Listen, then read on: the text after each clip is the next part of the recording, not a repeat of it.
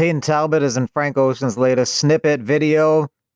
It took sexual attraction to Peyton for him to make new music, then so be it. They're dating. Zesty Buns by Frank Ocean featuring Peyton Talbott. This is why he took a huge L, because he was taking the D before the fight. Peyton Talbott dating Frank Ocean and bringing him back to music was not in the 2025 bingo card.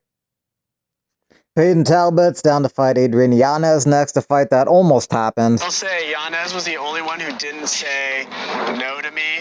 Put some respect on his name. Hopefully that'll happen when it's supposed to. Chris Gutierrez said no, though. He was supposed to take Roundy's spot. He said no. So Roundy was like, oh, I'll fight him.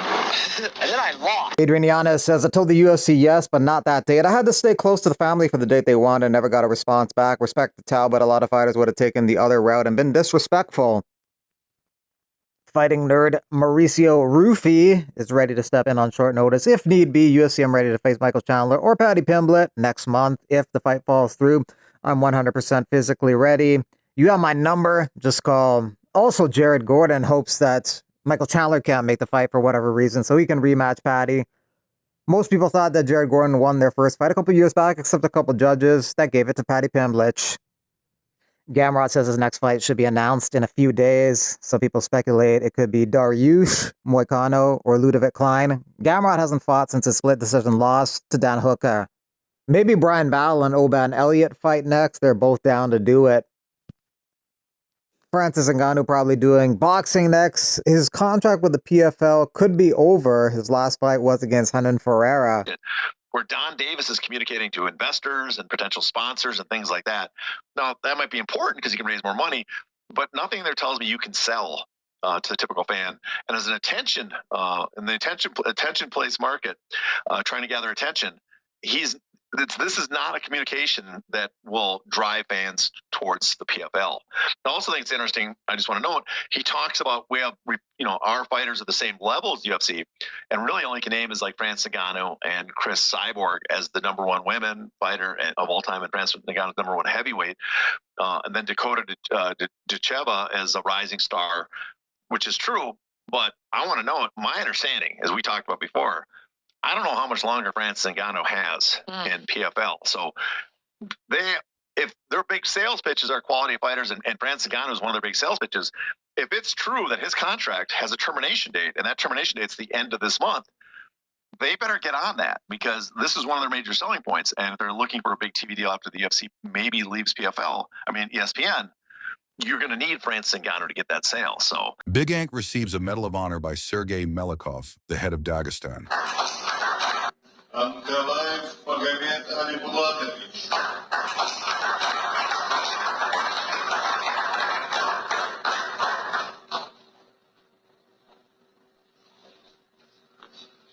John Jones got a new hairstyle, an arrow on his head.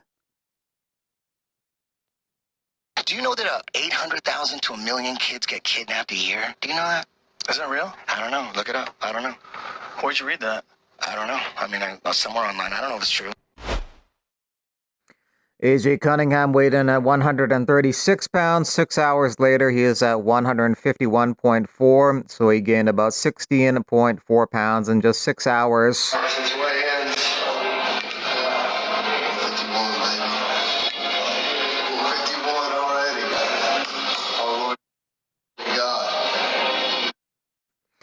Sean Strickland got surgery on his nose. He says, if you ever break your nose, just accept the crooked septum. I've been swallowing blood for 3 hours. I got my nose fixed on Friday. Got the septum straight. I was like, you know what, man? It's been almost a week. I'm going to do some snowboarding. You guys, this has been fucking miserable.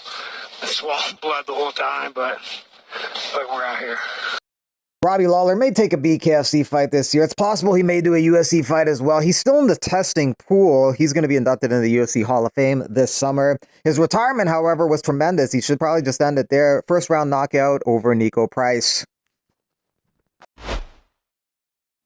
Yaroslav Amosov took on Curtis Millender at CFFC 140. Amosov got the Anaconda choke victory, improving to 28-1. He wants to get into the UFC. That's why he brought the UFC mouth guard.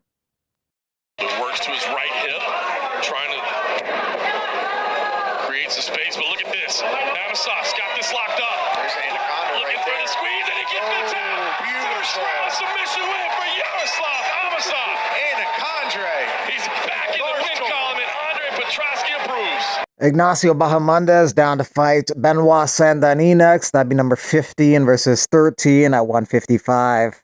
A lot of fights I like, you know. Some of them a lot bigger, you know. A dream fight for me will be Max Holloway. You know, I'm not in a position to ask for that name yet. You know, it's way too big. But, you know, I like Saint-Denis.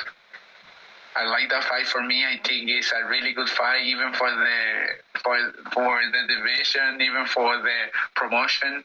It will be an awesome fight, me against him, and whatever. If they wanna make it in France, I will be more than happy to go and fight there. That's what I want. I think after leading him in France and I'm winning, I can ask for whatever I want, or at least something to get me closer to the belt. So it will be an interesting fight for me and for my team. Currently, none of the top 5 at 155 got a fight booked. DC got a few ideas of what should go down. I would suggest, and I'm not a matchmaker, Topuria versus Islam Makhachev. Yes, book it. Gaethje versus Sarukian. Book it. Whoever wins fights Makhachev. That's it right there. That's it. Topuria gets the shot. Sarukian, Gaethje, winner gets the title fight. We're back in line at 155. Oliveira, go down to New Orleans, fight Dustin Poirier. If you win again, you're next after that guy. There it is. That's it. Oliveira fits the bill. Oliveira is a former champion, a big name. He could be the type of guy Poirier would want to fight in his retirement fight. Just moving in the beat, have me posted on repeat. Dagestan and Forget. We're the song that's not done yet. Speaking of Oliveira, Laura Senko recalls a story from 2009 about him, back when she actually trained with Alex Pereira's coach Plinio Cruz in Brazil. Funny story, like I remember he was teaching at a gym in the city, but he was part of Macaco's Gold Team system in New Jersey, where all the Brazilians live. So there'd be every once in a while, he'd be like, hey, come, we're going to take a group and we're going to go train at Macaco's this weekend, so come take the train with us and go out there. And I remember one time we went out there, and he was like really broken English, but I won't make fun of how he talked, so I won't imitate him. But he was like, you know, you see that kid in the corner there, that kid's gonna be champion one day. And I look over and there's this skinny, dorky, like Coke bottle glass kid sitting there, and I was like, okay, sure, looks like it. Charles Oliveira. No way. Stop. No way. Yeah.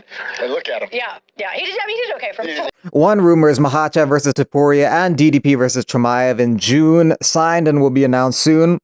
That'd be International Fight Week, UFC 317, June 28. Sam, put Vaseline. Okay, calm down.